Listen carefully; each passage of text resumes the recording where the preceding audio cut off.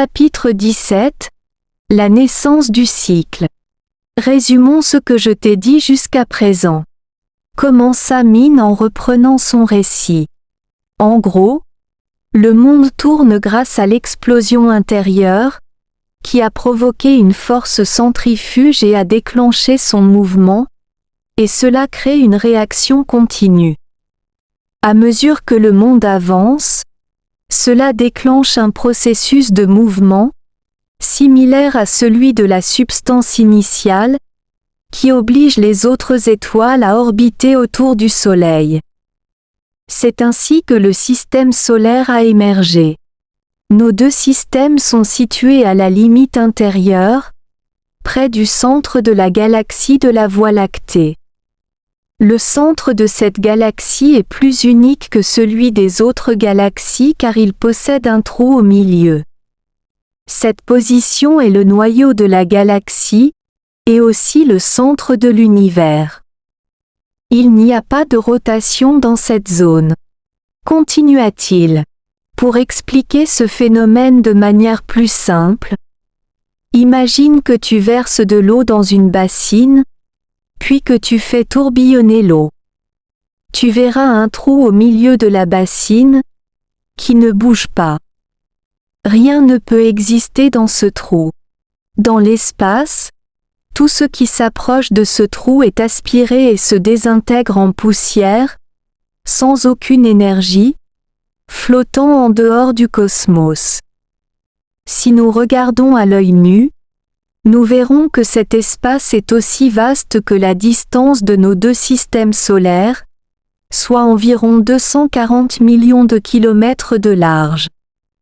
Cependant, la taille réelle du trou est plus petite, environ un 24e de cet espace. Est-ce ce qu'on appelle un trou noir? Interrompis-je. On peut l'appeler un trou, et le mot « noir » peut être utilisé pour représenter l'obscurité parce que rien n'existe, même pas la lumière. Il partage des caractéristiques similaires avec l'extérieur de l'univers, qui est au-delà des lois de l'espace et du temps. Expliqua Min. Ensuite, laisse-moi t'expliquer le processus de rotation cosmique de l'univers. Continua-t-il, prenant sa mission très au sérieux. Et attends une minute. Je pense que je sais ce que tu vas me dire ensuite. L'interrompis-je. Laisse-moi essayer de te dire ce que je pense, et dis-moi si c'est bien ce que tu voulais dire. Tu vas me dire que la réaction en chaîne déclenchée par la fréquence positive que nous émettons réagit avec l'élément oxygène liquide sous la surface de la Terre pour créer une explosion. Quand elle explose, elle fait tourner la Terre. Lorsque la Terre tourne, elle se déplace autour du système solaire. Propulsée par cette force centrifuge, le système solaire lui-même bouge. Et ce mouvement fait tourner toute la galaxie de la Voie lactée. Lorsque cette galaxie au centre de l'univers tourne, elle fait bouger toutes les autres galaxies de l'univers. Expliquai-je ce que je pensais avoir compris? Waouh! Oui, c'est exact. S'exclama Min, visiblement heureux que j'ai suivi son explication longue. Et c'est le processus qui a créé l'espace et le temps de l'univers. Merci beaucoup, tu as rendu mon travail plus facile, et tu as compris la vérité. En fait, ajouta-t-il, je pensais qu'il me faudrait beaucoup plus de temps pour tout expliquer. Mais maintenant, après avoir entendu ton résumé, je pense que tu comprends l'ensemble des processus dans la création de l'univers. Dit-il avec une expression de soulagement. Attends une minute. Je pense que ce que j'ai dit devrait provenir de ce que tu voulais me communiquer par télépathie. Cela ne signifie pas que je le crois. Réfléchissons-y de cette manière. Est-il possible que de petites créatures et des humains comme nous puissent propulser tout l'univers? Ce qui en fait cause ce cycle du temps? J'ai posé cette question pour en discuter. Quoi qu'il en soit, je pense avoir accompli ma mission parce que je t'ai expliqué la vérité. Maintenant, c'est entièrement à toi de décider si tu veux y croire ou non. Dit Min. Tu sais quoi? Si ce que tu viens de me dire est vrai, cela change toute la théorie et toutes les croyances qui ont été longtemps tenues par les gens dans mon monde. Répondis-je. Je n'ai rien changé. Tout existe de cette manière. Je t'ai seulement dit la vérité. Répéta Min. Le savoir de tout est scientifique combiné et, en fait, moins qu'1 milliardième de la totalité du tableau. Donc, tu ne peux pas dire que je l'ai changé. En réalité, les gens sur ta planète devraient essayer de comprendre les implications de ce que j'ai partagé avec toi. Néanmoins, répondis-je, merci pour tes efforts pour m'expliquer cette nouvelle connaissance. Même si je ne peux pas encore croire entièrement ce que tu m'as dit, cela m'a donné une nouvelle perspective sur la plausibilité du monde et de l'univers. Oh!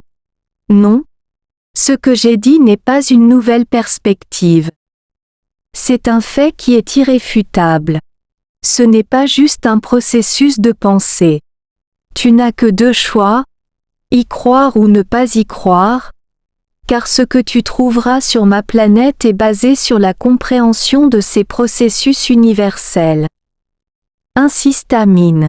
Eh bien, pourquoi n'y réfléchis-tu pas un peu plus pendant que tu prends ce temps pour te reposer? Dit-il. Nous avons passé du temps à discuter jusqu'à tard dans la nuit. Je pensais que dans mon monde, il devait être environ 9 ou 10 heures du soir. Avant de quitter la table, j'ai regardé par la fenêtre et j'ai été surpris par l'atmosphère extérieure. Il ne faisait pas si sombre ici la nuit. Je regardais vers les collines lointaines et je pouvais tout voir très clairement, presque comme lors d'une nuit de pleine lune, mais beaucoup plus lumineux, même s'il n'y avait pas de lune du tout. Oui, dit Min, ayant lu mes pensées. La nuit ici est plus lumineuse que dans ton monde parce que notre lune est presque 2 fois plus grande que la tienne. Mais maintenant, elle n'est pas encore levée. Plus tard dans la nuit, quand la lune sera levée, le ciel sera encore plus lumineux. D'accord? Allons nous coucher maintenant? Je vais te conduire à ta chambre. Ajouta-t-il en montrant le chemin. La chambre était séparée de la pièce principale par un mur de bois, et au lieu d'une porte, ils utilisaient un long tissu épais, magnifiquement tissé avec un motif exotique, qui pendait d'une tringle en bois. À l'intérieur de la chambre se trouvait un lit bas, semblable à ceux que nous utilisons sur Terre. Sur le lit, il y avait un matelas, recouvert soigneusement d'un drap, un oreiller et une couverture qui semblaient très chaudes. Tous les textiles étaient brodés de motifs floraux. Nappa était dans la chambre, visiblement pour s'assurer que la chambre était prête à accueillir leur invité. J'ai peur que la chambre soit assez simple et pas très luxueuse. Dit Nappa, mais j'espère que tu passeras une bonne nuit. Nous sommes ravis d'avoir l'opportunité de t'accueillir. Repose-toi bien, ajouta-t-elle. Je pouvais sentir leur excitation. Il semblait qu'ils n'avaient jamais eu d'invité auparavant. Cela semble très confortable. Merci, Nappa, dis-je avec gratitude. Oui, tu as raison. C'est en fait la première fois que nous recevons un invité. Admit-elle, ayant bien sûr entendu ce que j'avais pensé. Depuis que nous avons choisi de rester ici, il y a environ 22 000 ans, tu es la première personne à rester dans cette chambre. Ajouta Nappa. Waouh! Je me sens très honoré. Répondis-je. Bonne nuit. Repose-toi bien, et à demain. Dit Min avant de quitter la chambre avec Nappa. Quand ils fermèrent le rideau derrière eux, la pièce plongea dans l'obscurité totale, et comme il n'y avait pas de fenêtre, je ne pouvais pas regarder dehors.